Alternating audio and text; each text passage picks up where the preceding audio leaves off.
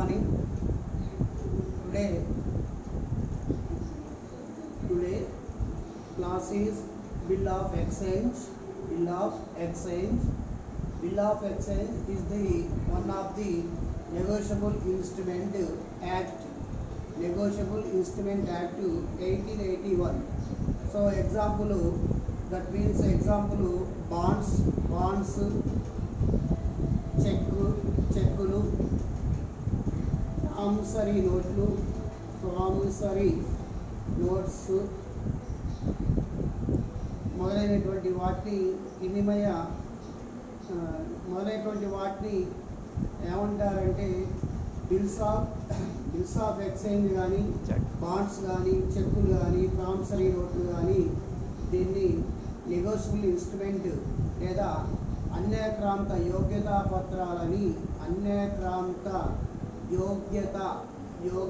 పత్రాలని పిలుస్తారు.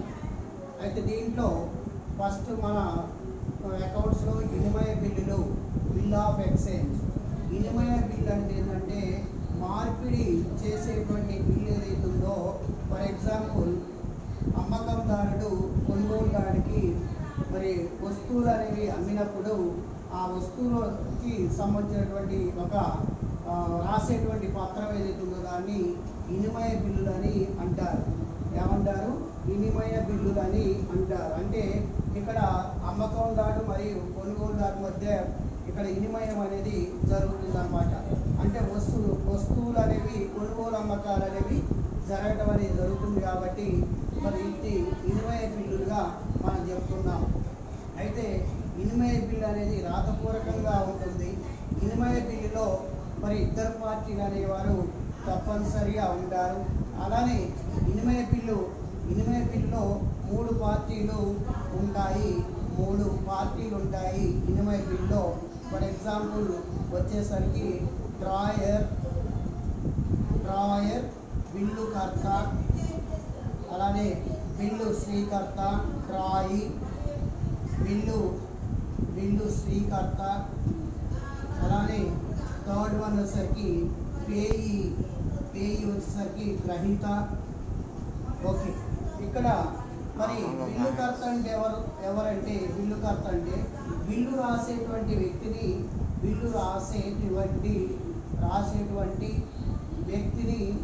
బిల్లుకర్త అని అంటారు. ఇతన్ని అమ్మకందాడని మరియు రుణదాతని కూడా పిలుస్తారు. అమ్మకందాడు లేదా రుణదాతని కూడా పిలుస్తారు. ఎవరిని? బిల్లుకర్త అన్నమాట. అంటే బిల్లు తయారు చేసేటువంటి వ్యక్తి లేదా బిల్లు రాసేటువంటి వ్యక్తిని ఏమంటారంటే డ్రాయర్ అని పిలుస్తారు. అలానే డ్రాయి అంటే ఏంటంటే ఇక్కడ బిల్లు ఎవరికైతే రాస్తున్నామో ఆ యొక్క స్వీకరించేటువంటి వ్యక్తిని బిల్లు స్వీకర్త అని అంటారు. ఇతన్ని కొనుగోలుదారుడు లేదా రుణగ్రస్తుడని కూడా పిలుస్తారు. అంటే ఇక్కడ బయ్యరు ఆరు డెబిటర్స్ అని కూడా పిలుస్తారు. అంటే another name of the drawers purchaser or buyer and debtors. Next payee is also called that means drawer. That means drawer. కొన్ని సందర్భాల్లో పేయి కర్తగా పిలవటం అనేది జరుగుతుందన్నమాట. ఇది అంటే వినిమయ బిల్లులో మూడు పార్టీలు ఉంటాయి. డ్రాయరు, డ్రాయి, పేయి అనేటువంటి వాళ్ళు ముగ్గురు ఉంటారన్నమాట. అంటే వస్తువులనేవి కొనేటప్పుడు, అమ్మేటప్పుడు ఇక్కడ మరి ఏ రూపంలో ఇస్తారంటే బిల్లు రూపంలో ఇస్తారు కాబట్టి దాన్ని వినిమయ బిల్లులు అని కూడా పిలుస్తారు. అయితే వినిమయ బిల్లులతో పాటు మరి వినిమయ బిల్లులో మెయిన్గా మనం చూసినట్లయితే ప్రామిసరీ నోట్స్ ఏవైతే ఉన్నాయో ఈ ప్రామిసరీ నోట్లు కూడా నెగోషియబుల్ ఇన్స్ట్రుమెంట్ యాక్ట్ 1881 ప్రకారం తీసుకోవడం అనేది జరిగిందనమాట. ఈ ప్రామిసరీ నోట్లో రెండు పార్టీలు ఉంటాయి. ఎన్ని పార్టీలు ఉంటాయి? రెండు పార్టీలు ఉంటాయి. రుణగ్రస్తుడు ఎవరు సార్? రుణగ్రస్తుడు దట్ మీన్స్ డెబిటార్.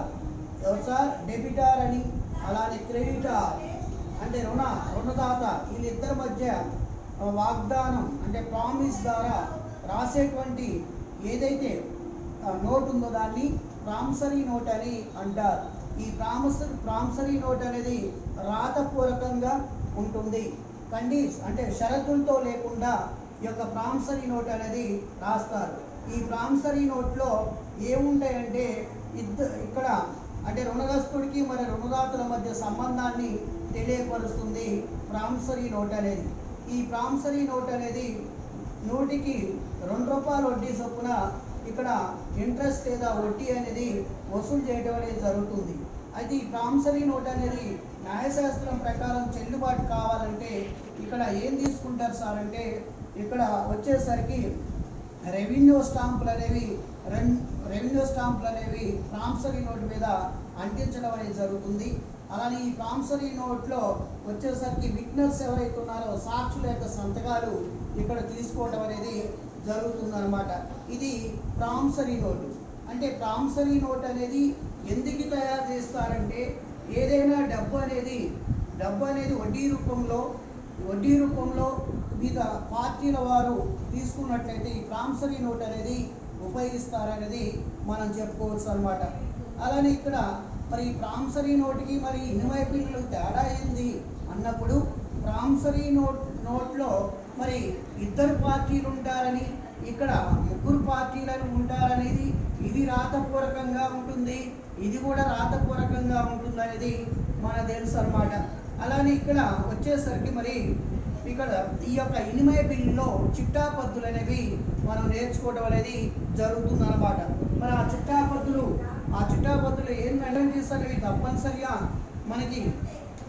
మనం వివిధ వ్యక్తుల పుస్తకాల్లో చిట్టాపద్దులే జనరల్ ఎంట్రీస్ అనేవి రిటర్న్ చేయాల్సి ఉంటుంది. అయితే ఇక్కడ ఫర్ ఎగ్జాంపుల్ వచ్చేసరికి ప్రవీణ్ పుస్తకాల్లో సురేష్కు అమ్మడమైంది జనవరి 1, 2014 ₹5,000, ₹3,000, మరి ₹2,000కు 1 నెల, 2 నెలలు, మరి 3 నెలల గడువు కాలంతో 3 బిల్లులు రాయడమైంది. మొదటి బిల్లును అతని రుణదాత నరేంద్రకు ఎండార్సి బదిలీ చేయడమైంది. రెండవ బిల్లును జనవరి 4, 2014 బ్యాంకులో సంవత్సరానికి 12% ప్రకారం డిస్కౌంట్ చేసుకోవడమైంది. మూడవ బిల్లును బ్యాంకు వసూలు కొరకు పంపడమైంది. అన్ని బిల్లులను వాటి గడువు తేదీన స్వేచ్ఛే ఆదరించబడ్డాయి. అయితే దీంట్లో మరి ఇన్వాయిస్ బిల్లులో మెయిన్గా మనం ఏం నేర్చుకోవాలంటే బిల్లు ఆదరణ, దట్ మీన్స్ ఆదరణ అంటే ఆనర్ అని, అలానే బిల్లు అనాదరణ అంటే డిజానర్ అనేటువంటి మనం నేర్చుకోవాల్సి ఉంటుంది. ఆనర్ అంటే ఆదరణ అంటే ఏంటంటే బిల్లు అనేది చెల్లింపు జరిగితే దాన్ని ఆదరణ అని అంటారు. బిల్లు అనేది చెల్లింపు జరగకపోతే దాన్ని అనాదరణ అని అంటారు.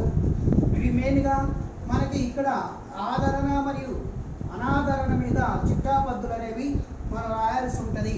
అయితే ఇక్కడ వసూలు బిల్లులు, చెల్లింపు బిల్లులు ఏవైతే ఉన్నాయో ఇవి వసూలు బిల్లులు అనేవి ఇక్కడ రాయరు అంటే కర్త లేదా అమ్మకందారునికి సంబంధించినటువంటి వసూలు బిల్లు అనేవి మనం తీసుకోవడం అనేది జరుగుతుంది. అలానే నెక్స్ట్ ఇక్కడ వచ్చేసరికి ఇక్కడ వసూలు బిల్లు, చెల్లింపు బిల్లులు అనేవి ఎవరికి సంబంధించినవి సార్ అంటే ఇక్కడ ఎవరైతే స్వీకర్త ఉన్నాడో స్వీకర్త అనేవాడు బిల్లు అనేది చెల్లింపు చేస్తారు కాబట్టి ఇక్కడ వచ్చేసరికి మరి చెల్లింపు బిల్లులు అనేవి తీసుకోవడం అనేది జరుగుతుంది అన్నమాట.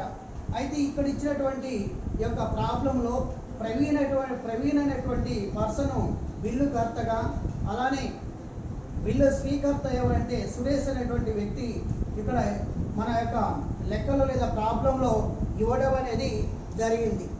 అంటే మొట్టమొదటిగా ప్రవీణ్ పుస్తకాలలో చిట్టాపద్దులు, journal entries in books of Praveen, చిట్టాపద్దులు, జనరల్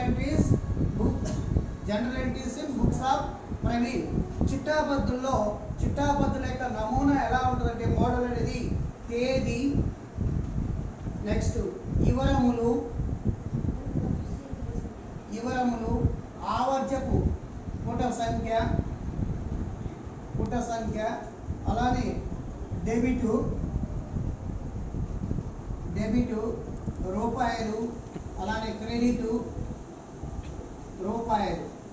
ఇది నమూనా అనేది తీసుకొని ఏ తేదీ అయితే ఇచ్చారో ఆ తేదీన మనం చిట్టాపద్దు అనేది నమోదు చేయాలమ్మా. అయితే ఇక్కడ ఏ తేదీ అనేది మనం అబ్జర్వేషన్ చేయాలి, ఏ సంవత్సరం ఇచ్చారు, ఏ తేదీ అనేది. అయితే 2014 అంటే ఇయర్ వచ్చేసరికి 2014 జనవరి 1 వచ్చేసరికి ఇక్కడ జనరల్ ఎంట్రీ చూసేసరికి మరి ఇక్కడ ప్రవీణ్ పుస్తకాల్లో ప్రవీణ్ అనేటువంటి యొక్క పర్సన్ నేమ్ అనేది ఎంటర్ చేయకూడదు. ఎందుకంటే అతని పుస్తకాల్లో అతని పేరు అనేది నమోదు చేస్తే చిట్టాపద్దులు అనేవి తప్పు పోతాయి. కాబట్టి అతని ఎట్టి పరిస్థితుల్లో కూడా చిట్టాపద్దులు రాసేటప్పుడు అతని పుస్తకాలు అతని పేరు అనేది మెన్షన్ చేయకూడదు. అలానే ఇక్కడ ఏం మొట్టమొదటిగా ప్రవీణ్ 10,000 విలువ గల సరుకును సురేష్ కమ్మడమైంది అన్నాడు. సురేష్ ఖాతా data to Suresh account debtor to sales account లేదా అమ్మకాల ఖాతా. ఇక్కడ వచ్చేసరికి డెబిట్లో 10,000, క్రెడిట్లో 10,000 రూపీస్ అనేది నమోదు చేయాలి, పోస్టింగ్ చేయాలి. అలానే ఇక్కడ నేరేషన్ లేదా వివరణ ఏంటంటే సురేష్కు సరుకును అమ్మినందున సురేష్కు సరుకు అమ్మినందున ఇక్కడ మరి ఈ చిట్టాపద్దు అనేది నమోదు చేయాలి. Suresh account debtor to sales account sales to Suresh. ఇక్కడ సురేష్ అకౌంట్లో 10,000 రూపీస్ అండ్ సేల్స్ అకౌంట్లో 10,000 రూపీస్ పోస్టింగ్ చేయడం అనేది జరుగుతుందన్నమాట. అలానే జనవరి 1 వచ్చేసరికి వసూలు బిల్లుల ఖాతా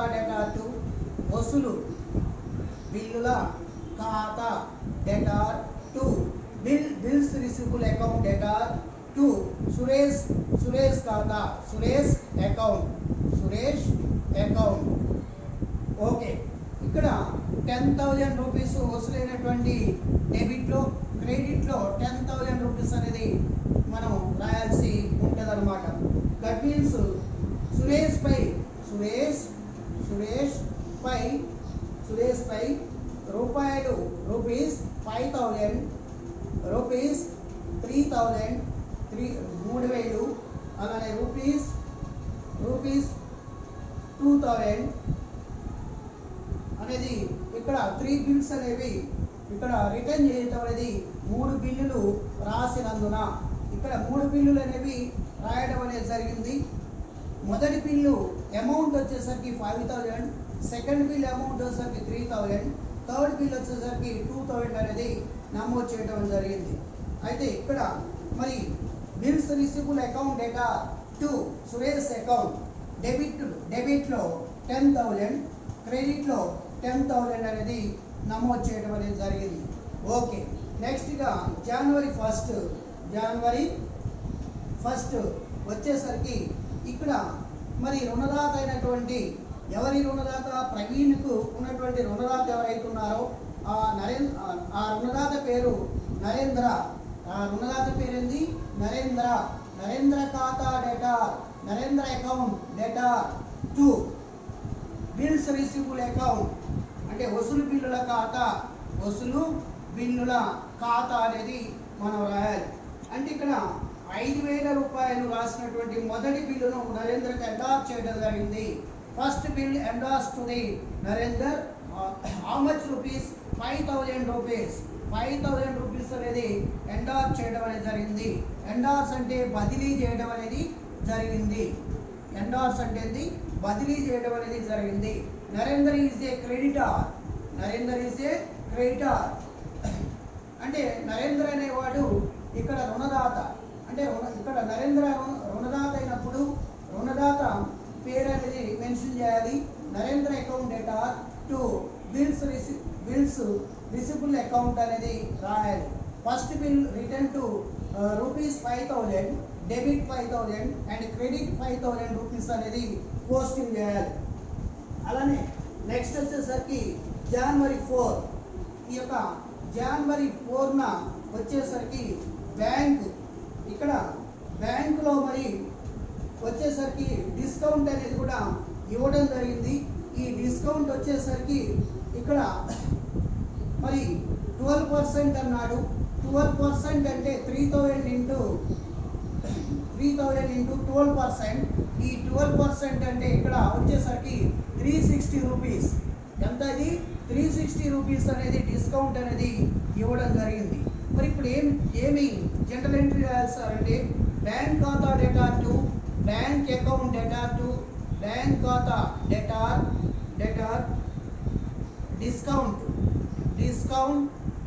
ఖాతా debtor discount account debtor to bills receivable account అంటే వసూలు బిల్లుల ఖాతా అనేది రాయాలి. ఇక్కడ వచ్చేసరికి మరి ఇక్కడ 3,000లో 360 అనేది లెస్ చేయాలి. 3,000లో 360 లెస్ చేస్తే మనకి వచ్చేసరికి ఇక్కడ ఎంత అవుతుందంటే 2,640 అనేది ఇక్కడ వచ్చేసరికి బ్యాంక్ అకౌంట్లో 2,640 and 360 discount total amount bills receivable account వచ్చేసరికి 3,000 రూపీస్ అనేది పోస్టింగ్ చేయాలి. అంటే ఇక్కడ వచ్చేసరికి ఇక్కడ బిల్లుని డిస్కౌంట్ చేయడం అనేది జరిగింది. ఎక్కడ చేశారంటే బ్యాంకులో డిస్కౌంట్ అనేది చేయడం జరిగింది. డిస్కౌంట్ అంటే ఏంటంటే తగ్గింపు అనేది అర్థము. డిస్కౌంట్ అంటే ఏంటంటే తగ్గింపు లేదా ఇక్కడ దీన్ని రిబేట్ అని కూడా అంటారు. అంటే ఇక్కడ ఎప్పుడైతే మనం ఒక వస్తువును కొంటామో ఆ వస్తువు మీద వ్యాపారస్తులు ఇచ్చేటువంటి ఆ తగ్గింపు ఏదైతే దాన్ని డిస్కౌంట్ అని అంటారు. ఈ యొక్క డిస్కౌంట్ అనేది బ్యాంక్ వారు ఇవ్వటం అనేది జరిగింది. Bank account debtor discount account debtor to bills receivable account అంటే బ్యాంక్ ఖాతా డేటార్ డిస్కౌంట్ ఖాతా డేటార్ టు వసూలు బిల్లుల ఖాతా బ్యాంక్ ఖాతాలో 2,640, డిస్కౌంట్ ఖాతాలో 360 అనేది నమోదు చేయాలి. వసూలు బిల్లుల ఖాతాలో క్రెడిట్లో 3,000 అనేది నమోదు చేయాలి. నెక్స్ట్ ఏప్రిల్ 4 వచ్చేసరికి ఇక్కడ బ్యాంక్ ఖాతా డేటార్ టు వసూలు బిల్లుల ఖాతా ఇక్కడ మరి థర్డ్ బిల్ అయినటువంటి ఆ అమౌంట్ ఎంత అవుతుందో ఆ అమౌంట్ అనేది 2,000 డెబిట్లో అలానే క్రెడిట్లో 2,000 రూపీస్ అనేది మనం ఎంటర్ చేయాలి. ఇక్కడ వచ్చేసరికి మరి bank account debtor to bills receivable account second bill ఏదైతే రిటర్న్ చేశామో అంటే ఇక్కడ డ్యూ డేట్ అంటే గడువు తేదీ లోపల ఆ యొక్క బిల్ అనేది ఆ యొక్క థర్డ్ బిల్ ఏదైతుందో లాస్ట్ బిల్ ఏదైతుందో 2,000 అనేది డెబిట్ మరియు క్రెడిట్ అనేది చేయటం జరిగింది.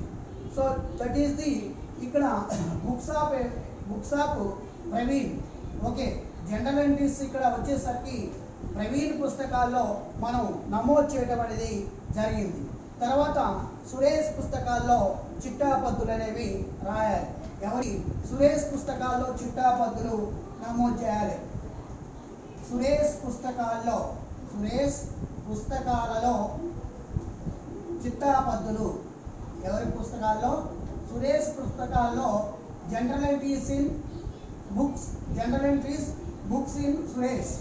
ఓకే, మరి ఇక్కడ సురేష్ పుస్తకాల్లో వచ్చేసరికి తేదీ, ఇక్కడ కూడా వివరములు అంటే డేటు, వివరములు పర్టికులర్స్, తర్వాత LF లేదా ఆవర్జపు పుట సంఖ్య, అలానే డెబిటు రూపాయలు, అలానే క్రెడిటు రూపాయలు అనేది మనం రాయాలి. ఓకే, ఇప్పుడు వచ్చేసరికి ఈ జనరల్ ఎంట్రీస్ ఎవరి పుస్తకాలు అంటే మనం రాసేది సురేష్ పుస్తకాల్లో చిట్టాపద్దు లేదా జనరల్ ఎంట్రీస్ అనేవి రాయటం జరుగుతుంది.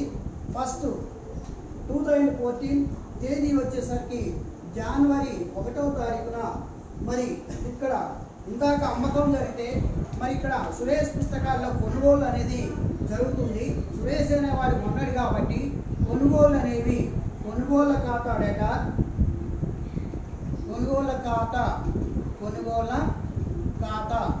అంటే purchase account debtor to Praveen ఖాతా. ఎవరి ఖాతా? ప్రవీణ్ ఖాతా. అంటే కొనుగోలు ఖాతా డేటా టు ప్రవీణ్ ఖాతా. అంటే ఇక్కడ purchase of the goods from Praveen.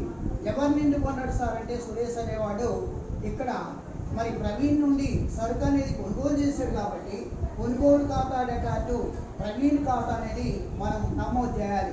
Okay, ఇక్కడ హౌ మచ్ రూపీస్ అన్నప్పుడు 10,000 rupees debit value and 10,000 rupees credit value అనేది మనం నమోదు చేయాలి.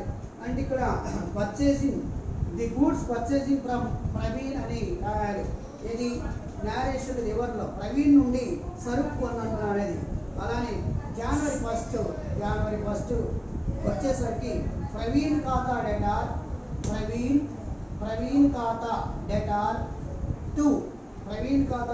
టు చెల్లింపు బిల్లుల ఖాతా. ఓకే, ఇక్కడ Praveen account debtor to bills payable account అనేది మనం నమోదు చేయాలి. అంటే ఇక్కడ 3 బిల్స్ అనేవి ఇక్కడ సర్టిఫై జరిగింది కాబట్టి అంటే ధృవీకరించారు కాబట్టి ఆ 3 బిల్లులు అనేవి మనం రాయాల్సి ఉంటుందన్నమాట. మరి హౌ మచ్ రూపీస్ అన్నప్పుడు చెల్లింపు బిల్లు అనేది 10,000 రూపీస్ అనేది నమోదు చేయాలి.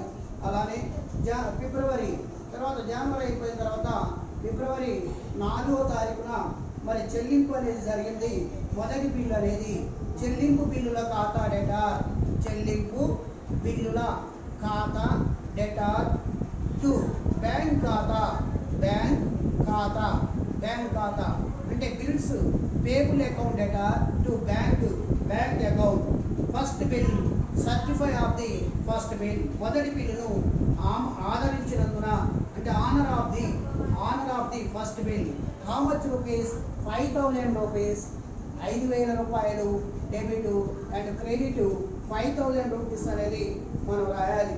అలానే మార్చ్ 4th మరి వచ్చేసరికి సెకండ్ బిల్ అనేది మరి honour of the second bill. ఇక్కడ వచ్చేసరికి చెల్లింపు బిల్లుల ఖాతా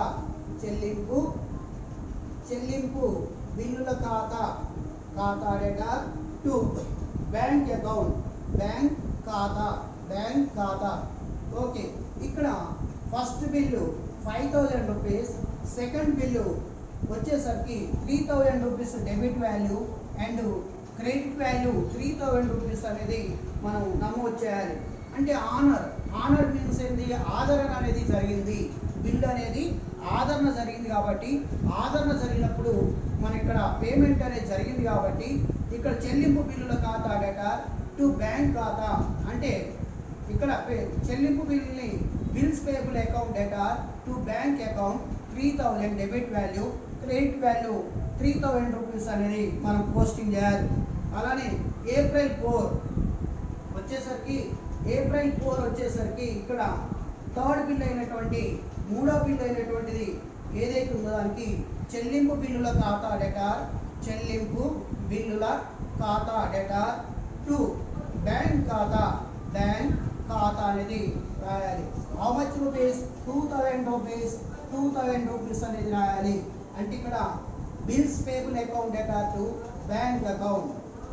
okay, third bill is the honour of the payment అన్నమాట. Okay, so that is the first problem is over. Okay, thank you.